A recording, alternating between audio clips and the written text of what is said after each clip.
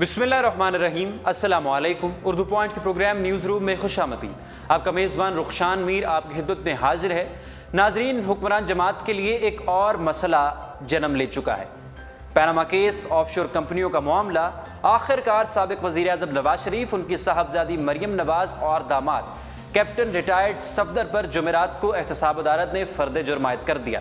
आज इस्लामाबाद की एहतसाब अदालत ने नवाज शरीफ पर फ्लैगशिप इन्वेस्टमेंट रेफरेंस पर भी फ़र्द जुर्म आयद कर दिया और चार्जशीट भी जारी कर दी।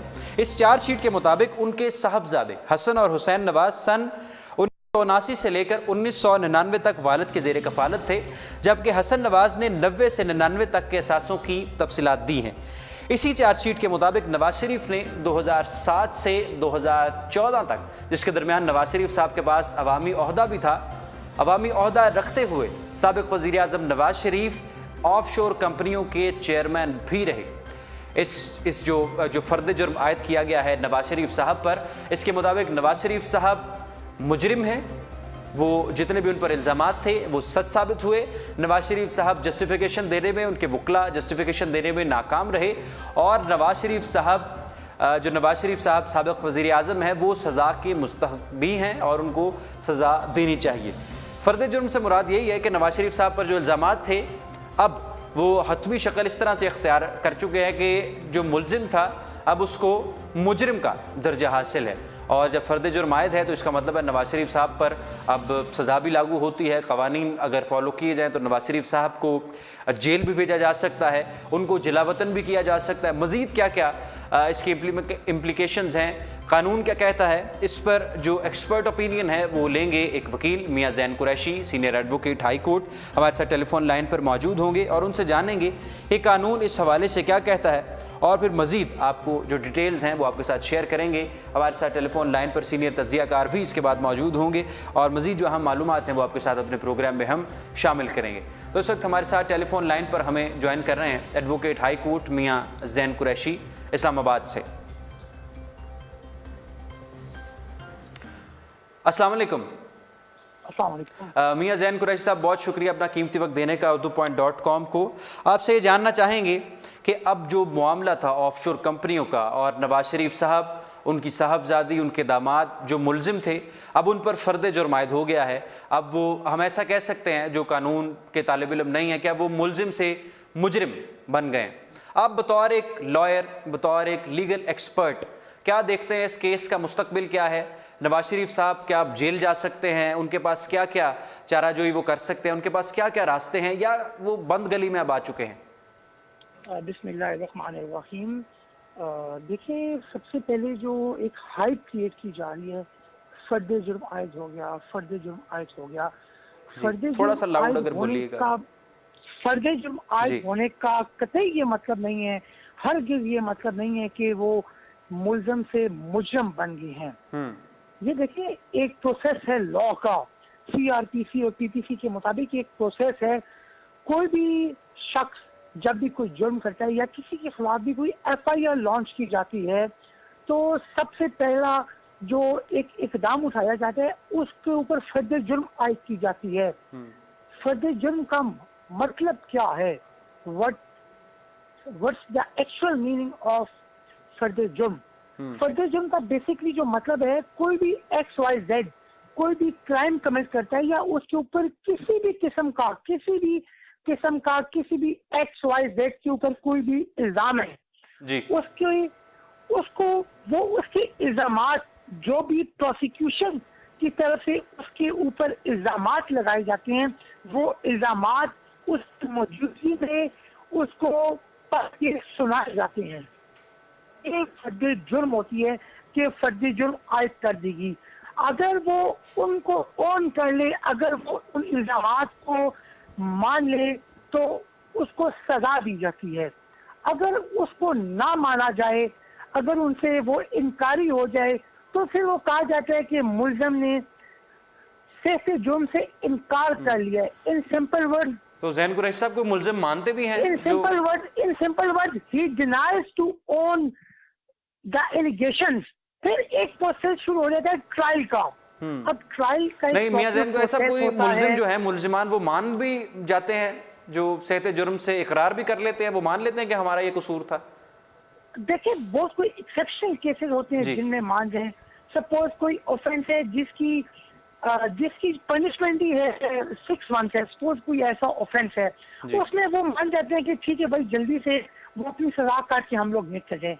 जी। बहुत ही एक्सेप्शनल केसेस में होता है कि वो ओन कर लिया जाए, और मैं नहीं समझता कि ओन कर लेना चाहिए, क्योंकि अगर आप बेगुनाह हैं, अगर आप बेकसूर हैं, तो ठीक है, मतलब फेस द ट्रायल चलेगा, प्रॉपर प्रोसेस होगा। अगर ट्रायल अभी प्रोसेस चलेगा, ठीक है। गवाह पेश होंगे, फिर उन गवाहान की जो स्टेटमेंट्स आएंगी उनके ऊपर इनके वकील जरा करेंगे, उनको जो एविडेंस ये भी प्रोवाइड करेंगे, उनको प्रोसिक्यूशन रिबट करेगी। ये कितना टाइम लेता है, ये जो ट्रायल आप बता रहे हैं मियां ज़ैन कुरैशी साहब, ये ट्रायल जो अब चलेगा और फिर गवाहान पेश होंगे, फिर जिरा होगी, ये तकरीबन प्रोसेस कितना तवील है? एज पर लॉ तो इसमें तो साल, 1.5, 2, 3 साल भी लग जाते हैं। लेकिन यहाँ पे ऑनरेबल सुप्रीम कोर्ट ने ये एक डायरेक्शन केस है, इस पर डायरेक्शन दी गई है कि विद इन 6 मंथ्स नैब को डायरेक्शन दी गई है टू कंक्लूड दिस मैटर। जैसा कि बहुत एक सेंसिटिव किस्म का मैटर है, और साथ ही मैं ये कहना चाहूँगा, मेरे ख्याल के मुताबिक ये शायद नैब कोर्ट के लिए आसान नहीं होगा to conclude this matter within 6 month. ये 6 माह से तजावुज कर जाएगा जो अब ट्रायल चलने जा रहा है। मेरी आप बात सुनिए, जैसा कि देखा जाए तो JIT को भी एक टाइम फ्रेम दिया जाता to conclude the investigation within such time frame. JIT joint investigation team जो बनाई गई थी ऑनरेबल सुप्रीम कोर्ट की जानिब से, उसने भी 2 बार सुप्रीम कोर्ट से टाइम एक्सटेंड करने की रिक्वेस्ट की थी, जो कि JIT को टाइम दिया जाता एक्स्ट्रा, जिसमें उन्होंने अपनी इन्वेस्टिगेशन कंक्लूड की थी।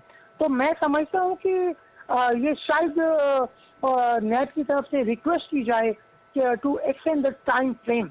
वैसे तो अगर देखा जाए तो ऑनरेबल सुप्रीम कोर्ट की तरफ से डायरेक्शंस होती हैं to conclude even the family matters within 6 months, लेकिन ऐसा पॉसिबल नहीं होता। हमारे यहाँ पे जस्टिस का प्रोसेस थोड़ा स्लो है, कभी विटनेसेस नहीं आते, कभी हमारे ऑनरेबल काउंसिल कभी सुप्रीम कोर्ट में इंगेज होती हैं या और इंगेज होते हैं, तो ये थोड़ा पॉसिबल नहीं होगा ठीक है 6 मंथ में कंक्लूड करना। ठीक है, बहुत शुक्रिया मियां ज़ैन कुरैशी साहब, एडवोकेट हाई कोर्ट, हमारे साथ टेलीफोन लाइन पर मौजूद थे इस्लामाबाद से, और उनकी राय आपने जानी। लीगल एक्सपर्ट के तौर पर उन्होंने हमारे उर्दू पॉइंट के नाजरीन को आगाह किया। आज चार्जशीट भी जारी कर दिया है नैब अदालत ने, एहतसाब अदालत इस्लामाबाद ने, और फर्द जुर्म साबिक़ वज़ीर आज़म, उनकी साहबजादी और उनके दामाद पर आयद कर दिया है। अब बात करते हैं सियासी तज्ज़ियाकार सलमान आबिद साहब से बज़रिए टेलीफोन, और उनसे जानते हैं कि वो क्या समझते हैं कि नवाज शरीफ साहब का अब क्या मुस्तक़बिल है, क्या तारीख़ दोहराई जाएगी। एक स्क्रीनशॉट अभी आपको दिखाना चाह रहा हूँ टेलीफोन लाइन पर लेने से पहले। मरियम नवाज शरीफ साहबा और मुस्लिम लीग नवाज़ के जो अरकान हैं, जो सियासतदान हैं, जो MNAs MPs हैं, वो ट्विटर पर खासे सरगर्म है और कह रहे हैं कि जो भी किया जा रहा है, एहतसाब अदालत ने जो भी फैसला सुनाया, फ़र्द जुर्मायत किया, वो एक प्रोपेगेंडे का हिस्सा है। टेलीफोन लाइन पर हमें ज्वाइन किया है सीनियर तज्ज़ियाकार सलमान आबिद साहब ने, कॉलमिस्ट हैं और बतौर तज्ज़ियाकार हमें पहले भी ज्वाइन कर चुके हैं। अस्सलाम वालेकुम।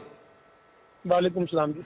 सलमान आबिद साहब, बहुत शुक्रिया, आपने अपना कीमती वक्त दिया। नवाज शरीफ साहब पर फ्लैगशिप इन्वेस्टमेंट रेफरेंस में भी फ़र्द जुर्मायत कर दिया गया, और चार्जशीट भी वो आपने पढ़ी जो नैब अदालत ने जारी की। आप क्या देखते हैं, क्या मुस्तकबिल है इनका, अब क्या करेंगे नवाज शरीफ साहब? क्या उन्हें जेल होगी, जिला वतनी काटना पड़ेगी? देखिए, वो जो बुनियादी सवाल नवाज शरीफ ने अपनी नाहली के बाद उठाया हुआ था कि मुझे बताया जाए कि मुझे नाहिल क्यों किया गया है जी। अब उसकी तफसीलात जो है वो आपके सामने आना शुरू हो गई हैं कि उनकी जो नाहिली है वो सिर्फ मसला अकामा तक महदूद नहीं था, बल्कि जो नैब ने अब उनके खिलाफ जो अपना फर्द जुर्मायत की है और उन पर जो जराइम की फहरिस्त जारी की है, उससे जाहिर होता है कि मामला महज इतना सादा नहीं था अकामा तक, क्योंकि सुप्रीम कोर्ट एक ट्रायल कोर्ट नहीं था, इसलिए उसने जो डिस्क्वालिफिकेशन की वो एक और बुनियाद थी। लेकिन क्योंकि नैब अब एक ट्रायल कोर्ट है, तो यहाँ पर जो मुकदमात चलेंगे उसकी नोयत बड़ी मुख्तलिफ होगी। तो अब जिस अंदाज की फर्द जुर्म आयद की गई है नवाज शरीफ और उनके बच्चों के ऊपर, उससे तो बज़ाहिर ये लगता है कि अब नवाज शरीफ साहब के लिए सियासी तौर पर इन मुकदमात से निकल कर आना कामयाब होकर बहुत मुश्किल है। उसकी वजह यह है कि अदालतें बुनियादी तौर पर जो है वो एविडेंस की बुनियाद पर चलती हैं, और क्योंकि शरीफ फैमिली के पास इन तमाम मामलात के एविडेंस नहीं है।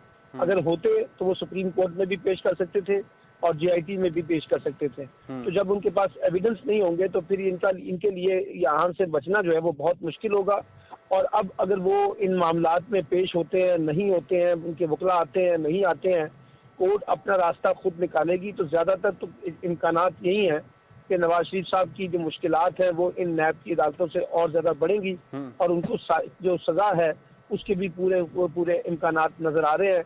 तो इसलिए नवाज शरीफ साहब, उनके बच्चों का जो सियासी मुस्तकबिल है उस पर अब एक बहुत बड़ा सवालिया निशान लग गया। बच्चे तो सलमान आबिद साहब आने को तैयार नहीं, और मरियम नवाज शरीफ साहबा कहती है प्रोपेगेंडा है। मुझे लगता है ये 1999 की तारीख दोबारा से रिपीट की जा रही है। देखिए ना, मरियम नवाज ने जिस वक्त पनामा का मुकदमा चला था उस वक्त भी इसी तरह की बातें की थी, और आपको तो याद है कि जिस वक्त सुप्रीम कोर्ट का पहला फैसला आया था तो उस पर तो बाकायदा मिठाइयाँ बांटी गई थी, जश्न मनाया गया था, और ख्याल था कि JIT के कुछ लोग जो हैं वो हमारे खिलाफ कुछ नहीं कर सकेंगे। लेकिन ये कि तमाम बयानबाजियां रही, और जब हकीकत सामने आई तो उसके नतीजे में जो है डिस्क्वालिफिकेशन हुई थी। अभी भी मरियम को भी इस बात का एहसास है, नवाज शरीफ को भी एहसास है इस बात का कि जो नैब की अदालतें हैं यहाँ से इनको उस तरह से रिलीफ नहीं मिल सकेगा, क्योंकि अगर वो रिलीफ इनको सुप्रीम कोर्ट में नहीं मिल सका तो ये ट्रायल कोर्ट में से तो मिलना बहुत मुश्किल है। अब वो यही कहेंगे जो वो कह रहे हैं कि ये 99 की तारीख बताई जा रही है, इस्टेब्लिशमेंट इसके पीछे है, हमें इंतकाम का निशाना बनाया जा रहा है। अब इन तमाम बातों का ताल्लुक तो इसी से है ना कि अगर आपके पास अपनी सफाई में एविडेंस है तो वो पेश कर दें, अगर वो नहीं है तो फिर आपके साथ यही कुछ होगा। लेकिन ये कि पाकिस्तान में कोई भी मुजरिम हो, ये तो बहुत बड़े फैमिलीज के हुक्मरान तबकात के मुजरिम है, यहाँ तो एक आम आदमी भी जब जिसको सजा दी जाती है वो ये कहता है कि वो बेगुनाह था, उसने कोई जुर्म नहीं किया था। जी, तो आपको अब ये बचते हुए दिखाई नहीं दे रहे? मुझे तो इसके इम्कानात अब नवाज शरीफ साहब का सियासी मुस्तकबिल पे जो है मैं तो बिल्कुल खत्म है उनके लिए। और शहबाज शरीफ साहब का बचेगा, इनका खत्म हो जाएगा, चैप्टर क्लोज। जी, जो शहबाज शरीफ साहब और उनकी फैमिली है फिर वही पॉलिटिक्स में रहेंगे शरीफ फैमिली में से? जी, वो कोशिश तो कर रहे हैं, लेकिन शहबाज शरीफ के ऊपर भी आपको पता है माल टाउन की जो है ना वो भी एक तलवार लटक रही है वाकई की।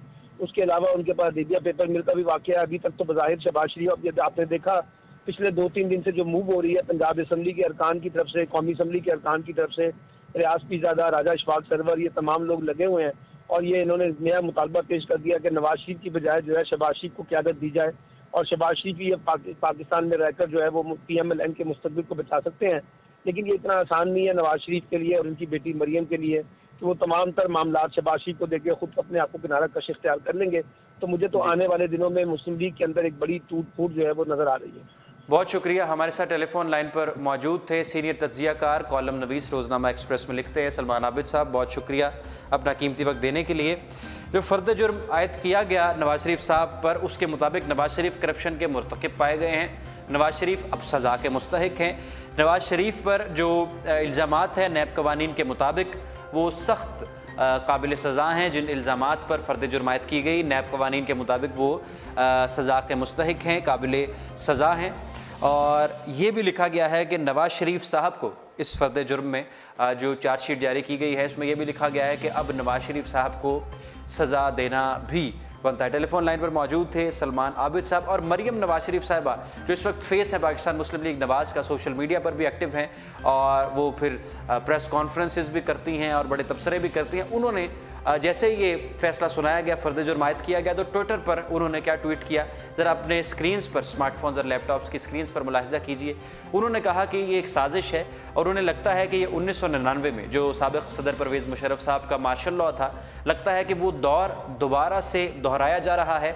और उन्होंने कहा कि वो अपनी वालिदा के साथ पेशावर में थी 1999 में, उस वक्त भी ऐसी ही सूरत हाल पैदा की गई और नवाज शरीफ साहब पर उस वक्त भी फ़र्द जुर्म आयद किया गया।